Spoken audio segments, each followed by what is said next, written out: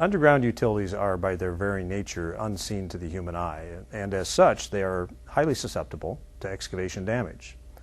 Now, I think we all understand that under Iowa law, we are required prior to doing any excavation to call Iowa One Call and provide the utility company an opportunity to place marks or flags indicating the location of their underground facility.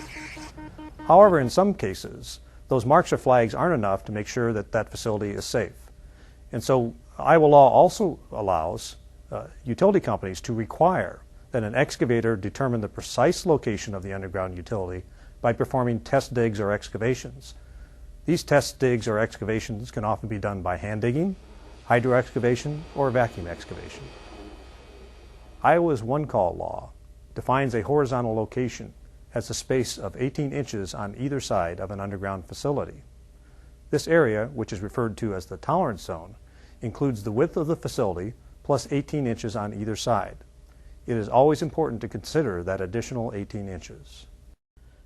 Excavators should always respect and preserve the above-ground markings since they are a critical reference point. Hand digging within and near the tolerance zone is a common and accepted industry practice. Utilizing the right technique, this can be a very efficient process. Hand probing is always an important procedure when exposing facilities, allowing the excavator to determine the progress and to avoid digging into the facility with the hand shovel. Using blunt-tipped probes also reduces the likelihood of damaging a facility. Foot. Whole foot? Yeah.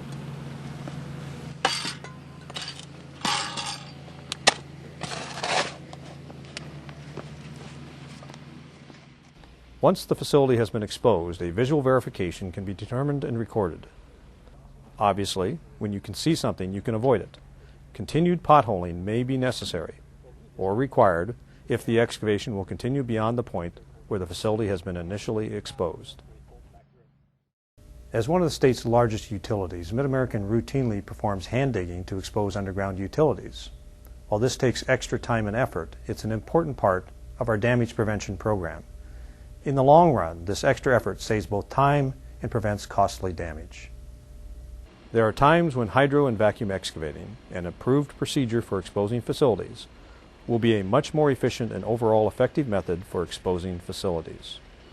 Again, the above-ground markings should be maintained as reference points for determining the tolerance zone. Working together, a two-man crew can make very efficient use of this procedure, which can save considerable time in the long run. Techniques such as using a warning cone to reduce splatter can be most effective. The combination of high-pressure water and vacuum suction results in a safe and efficient method for exposing facilities inaccessible or otherwise too difficult to access via hand digging.